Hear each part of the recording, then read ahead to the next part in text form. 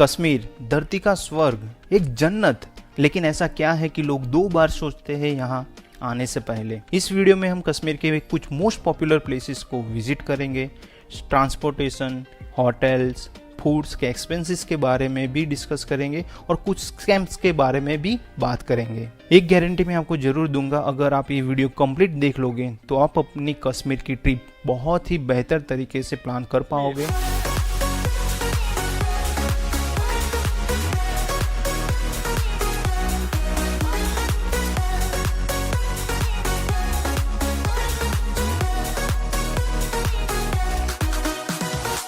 अगर आपने कश्मीर सीरीज़ के मेरे सारे वीडियोस देखे होंगे तो आपको पता ही होगा कि हमने कश्मीर एक पैकेज थ्रू ट्रैवलिंग किया था, जिसके बारे में हम बाद में बात करेंगे। लेकिन हमारा पैकेज 6 नाइट एंड 7 डेज का था और हमने एक दिन एक्स्ट्रा भी ऐड करवाया था हमारे हिसाब से ट्रैवलिंग करने के लिए, जिसकी वजह से हम ये जान पाए कि एक दिन का कितना एक्सपेंस हो सकता है और हम कैसे मैनेज कर पाते हैं। तो चलिए इस खूबसूरत जर्नी की शुरुआत करते हैं।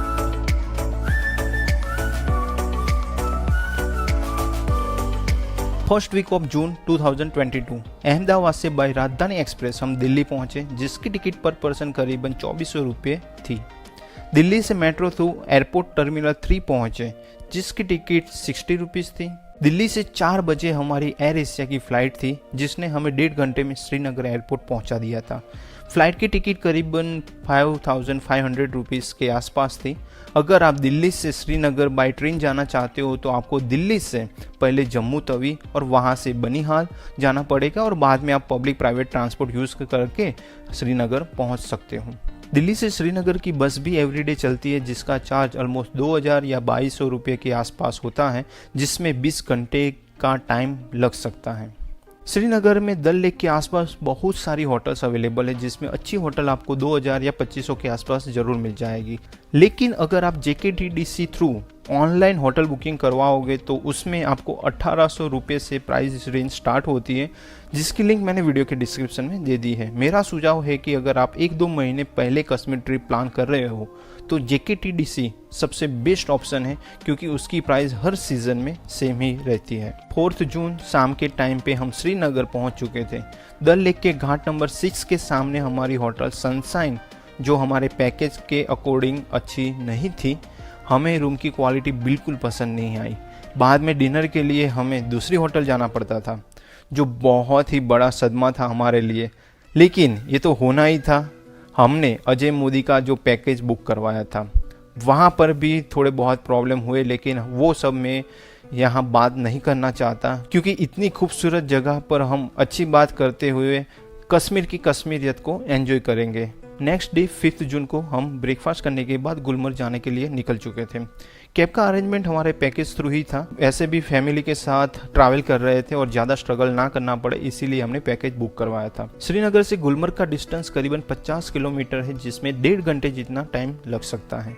गुलमर्ग जाते हुए रास्ते में टंगमर्ग से पहले 5 मिनट का हमने ब्रेक लिया फोटोग्राफी के लिए, और यहाँ से हमने कुछ बहुत ही खूबसूरत नज़ारे को एंजॉय किया। टंगमर्ग में आपको स्नो एक्टिविटी के इक्विपमेंट लेने के लिए फोर्स किया जाएगा, जैसे कि gun, shoes, jacket etcetera.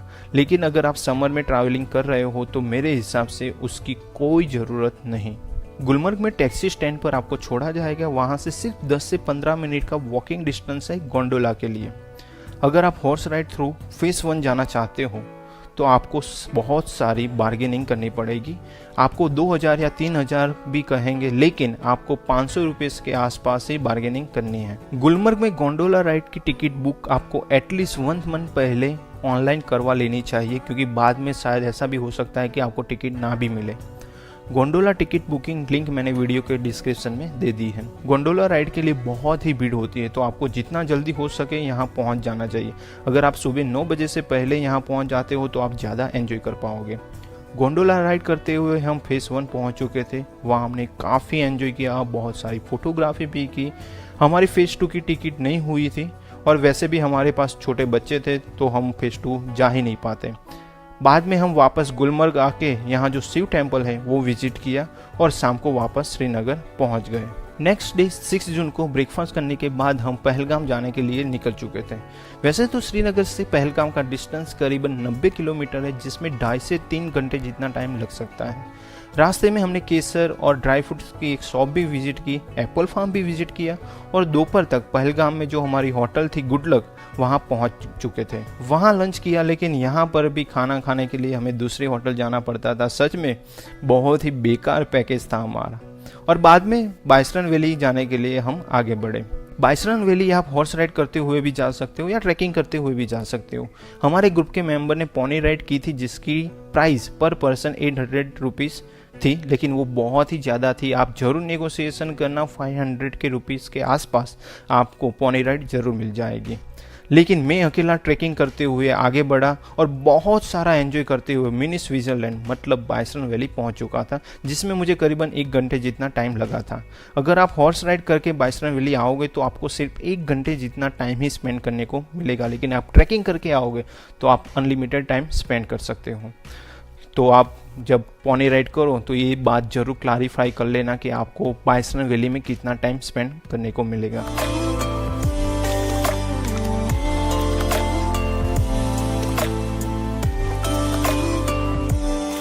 Next day 7 जून को हमें ABC वैली विजिट करनी थी, सो हमने hotel manager through cab book करवाई। वैसे भी यहाँ टैक्सी रेट फिक्स होता है तो आप वो कर सकते हो।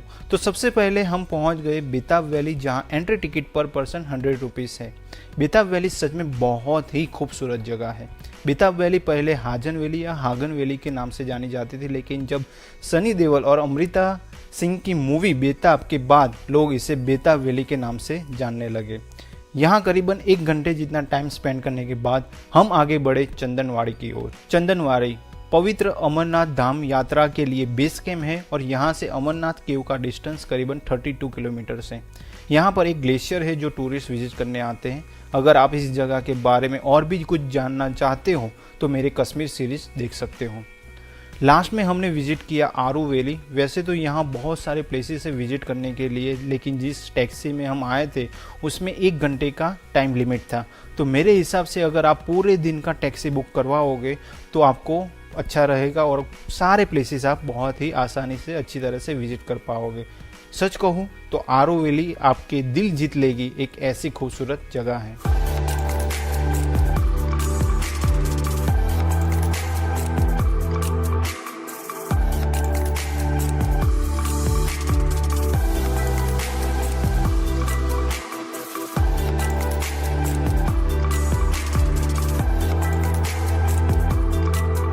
शाम को वापस होटल आने के बाद हम पहलगाम विलेज एक्सप्लोर करने निकले और ये हमारा सबसे अच्छा समय था जो हमने पहलगाम में बिताया था। नेक्स्ट डे 8 जून को हम पहलगाम से दोपहर को श्रीनगर पहुंचे।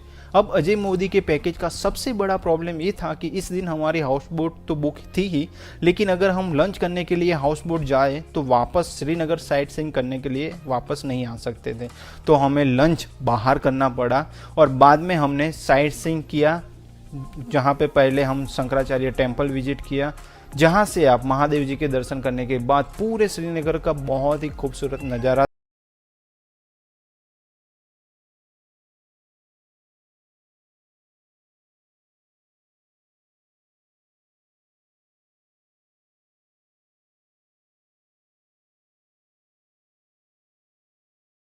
विजिट करने। लेकिन उससे पहले हमने यहाँ पे जो शॉपिंग कॉम्प्लेक्स है वो विजिट किया, वहाँ थोड़ी शॉपिंग की और बाद में निषाद गार्डन विजिट किया, जिसकी एंट्री टिकट पर पर्सन 24 रुपीज़ थी।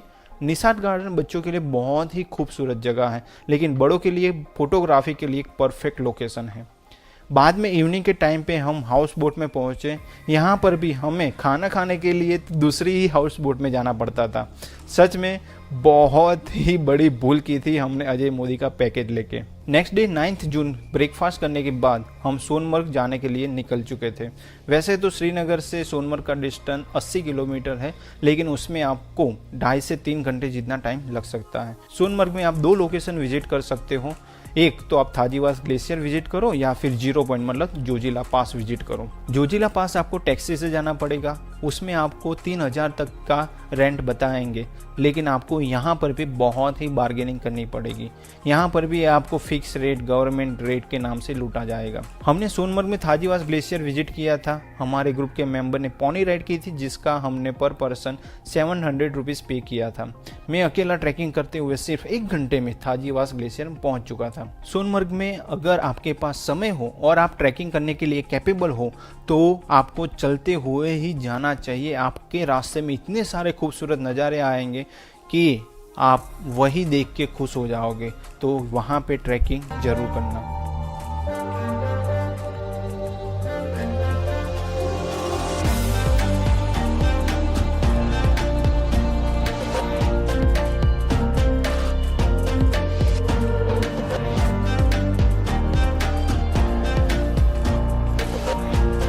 यहाँ हमें एक प्रॉब्लम हुई थी। हमारे ग्रुप के मेंबर विशाल का वॉलेट चोरी हो गया था। हमने पुलिस और लोकल की हेल्प से काफ़ी समय तक यहाँ वहाँ ढूंढते रहे, लेकिन बहुत प्रयास किया, लेकिन नो रिजल्ट।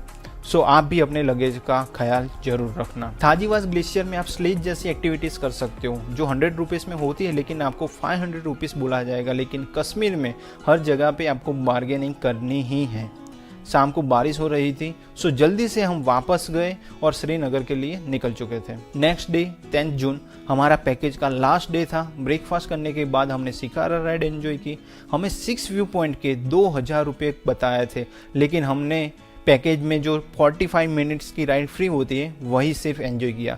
बाद में थोड़ी इंक्वायरी करते हुए हमें पता चला कि 7 व्यू पॉइंट्स शिकारा राइड के 300 से 500 रुपीज़ में भी आप एंजॉय कर सकते हो। कश्मीर में लूटने वाले तो आपको हर जगह मिल ही जाएंगे, लेकिन हमारे पैकेज वाले अजय मोदी के एजेंट भी लूटने में कुछ कमी नहीं रख रहे थे। 12 बजे हाउस बोट से हमारा चेकआउट था, तो डल लेक के सामने जो बहुत सारी होटल्स हैं वहाँ पे हमने इंक्वायरी की।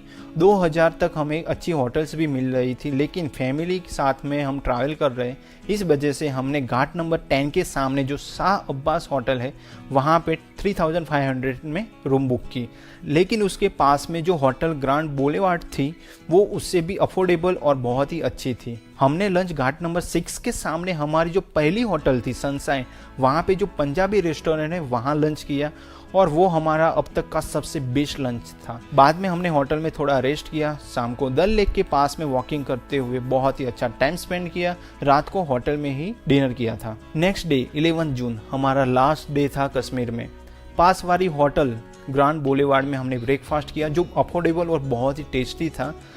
बाद में हमने कैब बुक करवाई और हम श्रीनगर एयरपोर्ट पहुंच गए। वहां से हमारी 11:30 बजे की फ़्लाइट थी दिल्ली के लिए।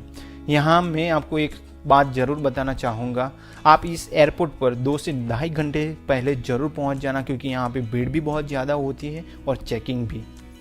दिल्ली एयरपोर्ट टर्मिनल 2 पर जब हम पहुंचे तब हमारा लंच का टाइम हो चुका था, लेकिन वहां फूड कोर्ट की कोई फैसिलिटी हमें नहीं मिली, तो हम टर्मिनल 3 गए और वहां थोड़ा लंच किया और बाद में 4 बजे के आसपास हम न्यू दिल्ली रेलवे स्टेशन पहुंच चुके थे।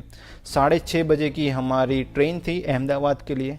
कश्मीर के सुहाने मौसम में इतना सारा टाइम स्पेंड करने के बाद दिल्ली में हमें बहुत ही गर्मी लग रही थी।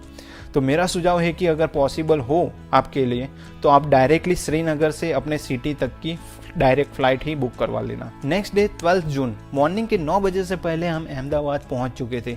इस खूबसूरत जर्नी का एंड करने का बिल्कुल ही मन नहीं कर रहा था, लेकिन क्या करें, जिसकी शुरुआत है उसका अंत भी है। आई होप आपको इस वीडियो में वो सारी जानकारी मिली होगी जिसकी मदद से आप अपनी कश्मीर ट्रिप को और भी बेहतर तरीके से प्लान कर पाओगे। अगर आपके पास और भी कुछ क्वेश्चन है तो वो आप मुझे कमेंट सेक्शन में बता सकते हो या फिर इंस्टाग्राम में पूछ सकते हो। तो चलिए मिलते हैं एक और नए वीडियो में एक और नई खूबसूरत जगह के साथ। तब तक अपना ख्याल रखिए and save nature, save water, take care, bye bye. Thank you for watching this video.